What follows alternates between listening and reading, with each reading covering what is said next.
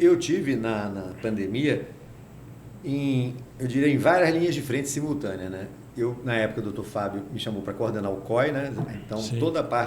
aquela parte inicial da gente desenhar aumento de leitos de UTI para o estado inteiro, correndo, né? Teve que sair buscando parceria para poder aumentar rapidamente a quantidade de UTI, todas aquelas restrições de mobilidade que teve que ter, né? As suspensões de escola, de atividade escolar, aquelas coisas todas. Em todos esses momentos eu estava presente junto com o doutor Fábio na Secretaria de Saúde, estava junto. Em muitos momentos ali a gente organizou muita coisa e definiu, né? E nisso ele me ouvia muito, assim, em termos de coisa. Eu estive atendendo doentes, então eu tinha doentes que eu cuidava Uma doença que ninguém sabia. Ninguém sabia, não atendendo conhecia. os doentes. E também a minha atividade hospitalar, que eu era coordenador da área de controle de infecção e de infectologia do Hospital Aeroporto, eu fiz essa organização do Hospital Aeroporto. Então, organizei o Hospital Aeroporto todo e a gente teve aqui, o Hospital Aeroporto, inclusive, ganhou um prêmio da Quali Rede, o melhor hospital que gerenciou a Covid-19 no ano A da Covid pandemia. fez parar tudo, até os hospitais, porque os hospitais pararam de fazer todas as outras atividades só para atender voltou Covid. Tudo Covid. As UTIs nossas eram só o Covid, né? Tudo era Covid. Eu lembro que a UTI, teve um período que teve abrir mais uma UTI, foram 3 UTIs, porque 2 eram inteiras só de Covid. E uma que pegava assim, os casos de UTI, que não era Covid. E eu lembro que uma coisa que me ajudou muito, para ajudar o Estado e ajudar também o hospital, foi que em janeiro daquele ano, 2020, eu sabia que a gente ia ter um caos. É isso que eu ia perguntar ao senhor. No caso, tem registro na grande mídia que o primeiro caso mundial foi descoberto em novembro de 2019. Exatamente. E houve o carnaval, houve toda essa celeuma aí, houve o carnaval que poderia ter evitado, e o Brasil, o primeiro caso foi em março. Na verdade, quando eles olham para trás, o primeiro caso já ocorreu no Brasil em fevereiro, né? Quando amostras que eles tinham guardadas depois foram ver, na época foi noticiado como em março, né? Sim. Mas em janeiro, eu como viajo sempre muito para os congressos fora do Brasil, tem um coronavírus que chama MERS, M-E-R-S. Ele causou uma epidemia no Oriente Médio. Ele é transmitido pelo camelo, entendeu? E matou muita gente. Só que ele não tinha tanta transmissibilidade. Tinha tido o SARS-CoV na China antes, que também matou mais gente ainda, mas com menos transmissão. Transmissão de animal também, não? Também transmissão de animal, pangolim era o responsável ali. Tudo através do morcego, né? Vem do morcego, aí pega esses animais e vai. Sim. Aí, quando começou o negócio na China, eu vi a progressão que foi na China. E vi em janeiro o que estava acontecendo na Europa já. Quando eu vi aquilo, eu falei, rapaz, essa avalanche vai ser um caos total. Pela agressividade do vírus. Eu mandei até nessa época uns WhatsApp para o pessoal do Ministério mesmo, para algumas pessoas, falando, tem que procura cortar completamente já em janeiro o tráfego aéreo completo, o país tinha que ser cortado logo. E em janeiro eu conversei com o doutor Fábio, que ele me chamou lá na secretaria, não era nem do COI, não era nada, eu tinha só a minha atividade. E eu falei com ele, olha, a gente vai precisar ter uma estrutura de laboratório muito boa, Fábio. Não tem, a principal é fazer diagnóstico. E a gente vai ter que começar agora com uma estrutura para fazer diagnóstico dos outros vírus respiratórios, não é da Covid também, porque a gente precisa ver o que está acontecendo de vírus aqui, para que a gente tenha a capacidade também, na sequência, de identificar o Covid. Porque a gente não tinha. Nessa época, pra vocês terem uma ideia, o LACEN aqui da Bahia funcionava de 8 às 17 horas, horário comercial. Ele não tinha movimentação de sábado, domingo, ele só coletava uma amostra. As amostras davam entrada, mas não tinha. O LACEN fazia, se você somar todos os PCRs que podia fazer de tudo que era doença, não chegava nem a 100, 200 por dia, ele tinha capacidade de fazer. Eu falei, olha, a gente vai precisar aumentar essa capacidade de forma gigantesca. Aí o doutor Fábio chamou, na época, a diretora do LACEN, a gente fez uma reunião na secretaria, junto com o doutor Rívia, da Suvisa, o LACEN, e aí foi que ele começou a implementar no LACEN os PCRs para outras doenças respiratórias. Sim. Aí a gente começou a rodar para ver, falei, a gente tem que jogar o PCR para outras e aumentar a capacidade de PCR para ver Covid na sequência. Aí começamos a fazer isso. Ao mesmo tempo, eu no Hospital Aeroporto fiz a mesma coisa em janeiro. Peguei e fiz, a gente vai ter que comprar máscara. Comecei a fazer treinamento com o pessoal da recepção. A recepção vai ter que usar máscara e vai ter que ter um face shield, porque a recepção está lá. Aí, olha, armamos também o hospital inteiro. Isso em janeiro. Isso em janeiro... Ninguém falava nada. O governo já sabia, o carnaval...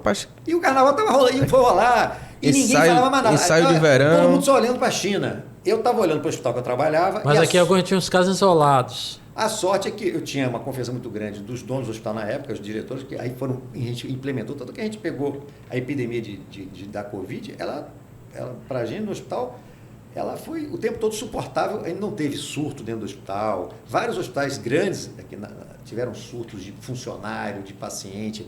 Teve um no hospital Santo Antônio, que na época, até noticiado pela própria imprensa, foram mais de 300 pacientes. 300 pacientes, junto com funcionários que pegaram Covid, né? Num surto hospitalar gigante ali. Então, a gente não teve nada disso, porque mas o hospital comprou mais de 5.000 máscaras N95 antes de começar a pandemia. Eu orientei o hospital a comprar. Vai sair muito caro. Eu falei, não, compra agora. Aí acabou comprando barato. 5.000 máscaras. Aquilo foi fundamental.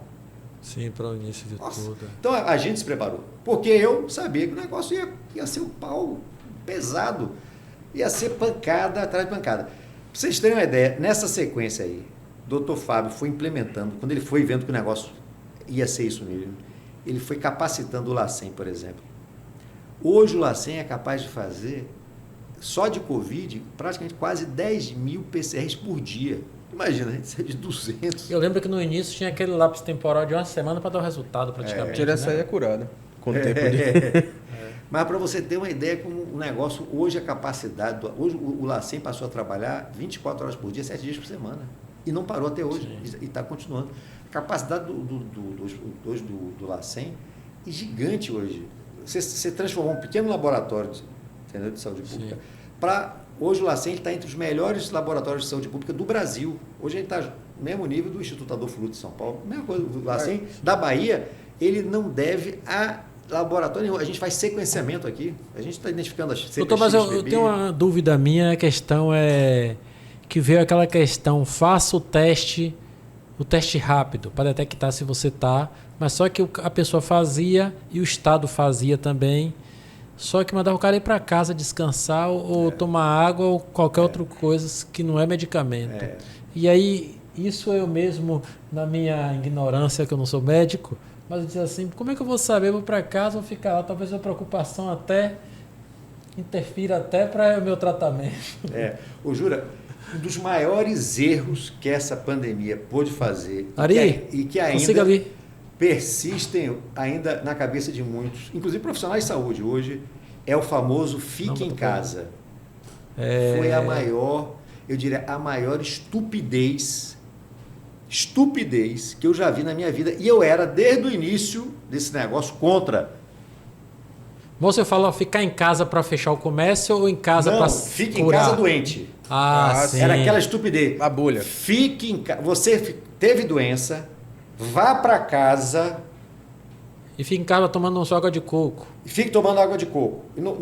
Não vá para procurar assistência médica. Fique no quarto sozinho. Sim, faça isolamento e fique ali. Se você tiver alguma coisa, falta de ar, aí você procura o médico. Você lembra que não é o fique em casa pela questão do lockdown, não. É fique em casa você doente. Sim. Isso foi uma das maiores... E eu sempre fui contra isso, sempre. Eu dizia, isso não existe em doença nenhuma. Não existe. Nenhuma doença, eu posso dizer para você, Gabriel. Gabriel, você está com dengue? Fique em casa. Sim. Porque ele pode fazer dengue hemorrágica e ninguém é capaz de se autodiagnosticar. Por exemplo, eu sou médico e eu não consigo fazer diagnóstico de mim próprio. Não consigo. Porque na hora que você está doente, a doença, ela afeta tudo. Ela afeta o seu psicológico, ela afeta a sua capacidade de pensar. Aí eu que sou hipocondríaco, eu já tava logo... Pois é. Eu ainda sou asmático para completar tudo. Isso Pois também, é. eu, na minha Então- ignorância, eu dizia, como é que eu vou fazer um teste rápido? Não existe e vou isso. para casa. Não existe. Olha, pra você ter uma ideia, tem um colega nosso infectologista, nessa época, no início da pandemia, lá em São Paulo, no Emílio Ribas. Rapaz jovem, forte, acho que 32 anos ele, se não me engano.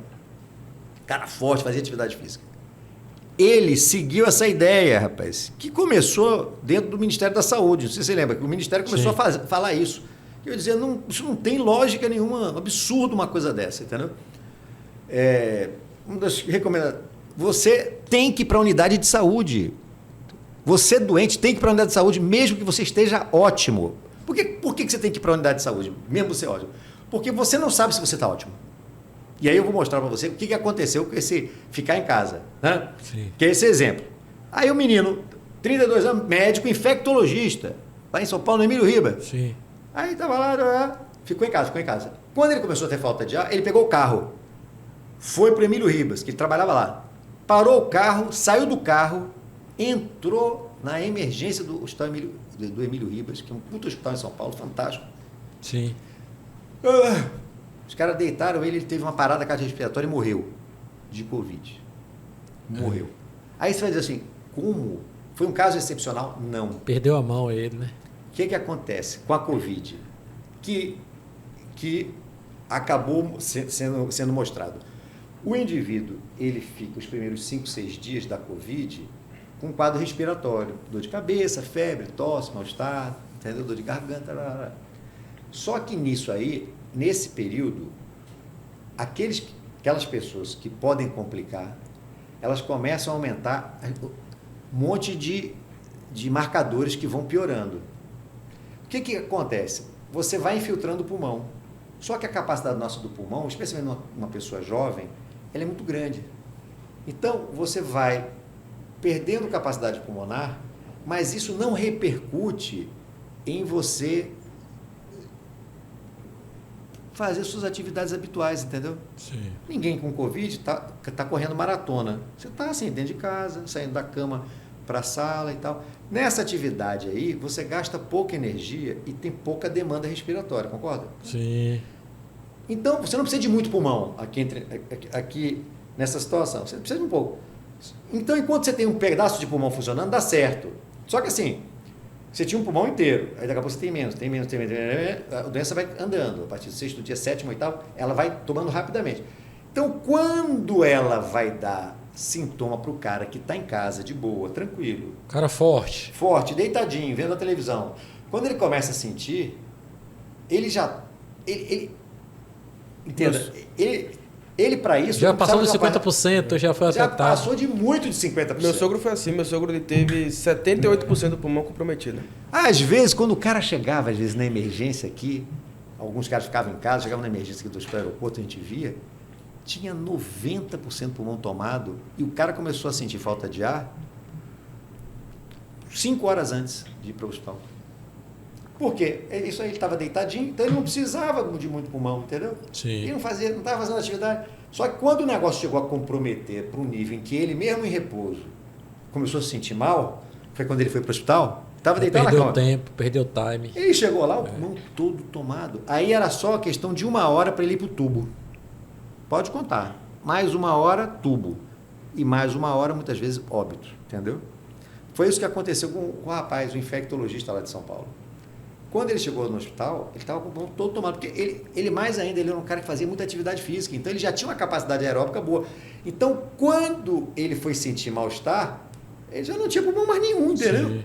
Porque o que ele pôde dar conta, ele foi dando conta. Mas quando o negócio chegou no limite, ele estava pé na cova.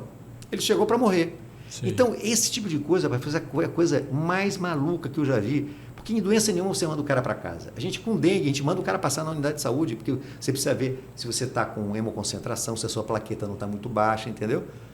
E também os médicos também estavam meio que meio, entre aspas, impedido de dar um diagnóstico e dar um medicamento, de certa forma. Porque não existia, Não tinha muito remédio, né, na verdade. Sim. Logo no início a gente não tinha.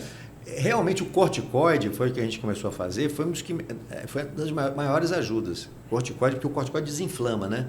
Então ele foi, o que a gente viu aqui, salvou muito doente.